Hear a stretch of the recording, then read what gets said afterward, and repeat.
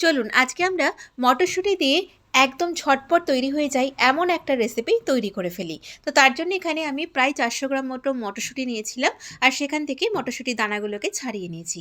আর এখানে আমার রয়েছে কয়েক কোয়া রসুনটা ছাড়ানো আছে, আর রয়েছে কাঁচা লঙ্কা। ঝালের পরিমাণটা অবশ্যই আপনাদের নিজেদের স্বাদ মতো এখানে ব্যবহার করবেন। তবে এই রেসিপিটাতে কিন্তু একটু ঝাল ঝাল হলে বেশি ভালো লাগে। আর এখানে আমি গ্যাসে কিছুটা জল একটা পাত্রে বসিয়ে দিয়েছি। দেখতেই পাচ্ছেন জলটা কিন্তু বেশ ভালো ফুটেও গেছে। এবারে এর মধ্যে এই মটরশুঁটিটা দিয়ে দিলাম এর মধ্যে ছাড়িয়ে রাখা রসুন, কাঁচা লঙ্কা। এখন এই মটরশুঁটি, কাঁচা লঙ্কা আর রসুনটাকে আমি একটু বয়েল করে নিয়েছি। তো এগুলো মোটামুটি আমাদের সেদ্ধ হয়ে গেছে। এখন এটাকে নামিয়ে জলটাকে একটু ঝরিয়ে নেব। এটাকে ভালো করে একটু ঠান্ডা করে এখন এটাকে আমি মিক্সার গ্রাইন্ডারের জারের মধ্যে নিয়ে নিয়েছি। এটাকে আমাদের ভালো করে একটু পেস্ট করে নিতে হবে। এর মধ্যে দিয়ে দিলাম স্বাদ মতো লবণ, আর দিয়ে দিচ্ছি এর মধ্যে হাফ চা চামচ মতো একটু হলুদ গুঁড়ো, আর দিয়ে দিলাম এর মধ্যে এক মুঠো বেশ ফ্রেশ ধনেপাতা।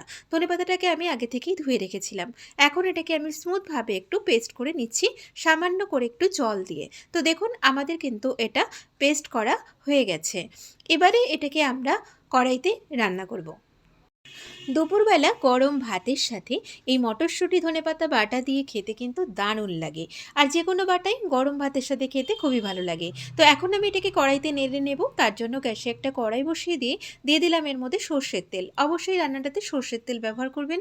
দিয়ে দিলাম এর মধ্যে 1/4 চা চামচ মতো একটু কালো জিরে। আর এই কালো জিরেটা একটু ভালোভাবে বেশ ভাজা হয়ে গেলে আমাদের যে মটরশুঁটি ধনেপাতার মিশ্রণটা আমরা রেখেছি সেটা দিয়ে দিলাম।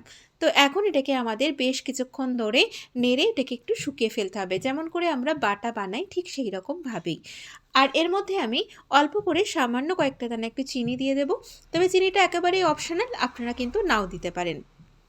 আপনারা তো মটরশুঁটি দিয়ে অনেক ধরনের রেসিপি বানিয়ে থাকেন, তো অবশ্যই একদিন এই সহজ রেসিপিটা বানিয়ে খাবেন। দেখবেন খেতে দারুণ লাগবে, আবারও করতে ইচ্ছা করবে।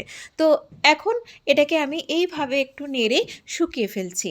তো এখন এটা দেখুন বেশ শুকিয়ে গেছে এবং এটা কড়া থেকে নিজে থেকেই উঠে আসছে। তার মানে আমাদের কিন্তু এই বাটাটা রেডি হয়ে গেছে। তো এখন আমি এটাকে নামিয়ে নিচ্ছি। এটা গরম গরম ভাতে সার্ভ করার জন্য একদম তৈরি হয়ে গেছে। তো আমার আজকের এই সহজ রেসিপিটা যদি আপনাদের ভালো লেগে থাকে, অবশ্যই ভিডিওটাতে লাইক, শেয়ার, কমেন্ট করবেন। আর চ্যানেলটিকে সাবস্ক্রাইব করবেন নিত্য নতুন রেসিপি পাওয়ার জন্য। আর আপনারা সবাই খুব ভালো থাকবেন, সুস্থ থাকবেন। আমি আবারও হাজির হব নতুন কোনো রেসিপির সাথে বা নতুন কোনো ভিডিওর সাথে। নমস্কার।